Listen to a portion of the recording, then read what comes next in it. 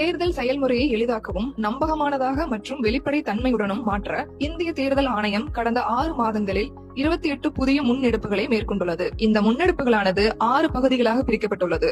அரசியல் கட்சிகளுடனான இணைந்த செயல்பாடுகள், தேர்தல் முறைகளை தூய்மைப்படுத்துதல், தொழில்நுட்பத்தின் பயன்பாடு, வாக்காளர் பட்டியலின் துல்லியம், வாக்களிப்பதை எளிதாக்குதல் மற்றும் திறன் மேம்பாடு ஆகியனவாகும். இந்த காணொலியில் நாம் வாக்குச்சாவடி நிலைய அலுவலர்களுக்கு வழங்கப்பட்ட விரிவான பயிற்சி திட்டம் பற்றி அறிந்து கொள்வோம். தேர்தல் ஆணையம் வாக்குச்சாவடி நிலைய அலுவலர்கள் மற்றும் மேற்பார்வையாளர்கள் ஆகியோருக்கான பயிற்சி திட்டங்களை விரிவுபடுத்தியுள்ளது. அந்த வகையில் புதுடில்லியில் அமைந்துள்ள இந்திய சர்வதேச ஜனநாயக மற்றும் தேர்தல் மேலாண்மை நிறுவனத்தில் 7000க்கும் மேற்பட்ட வாக்குச்சாவடி நிலைய அலுவலர்கள் மற்றும் மேற்பார்வையாளர்கள் பயிற்சி பெற்றனர்.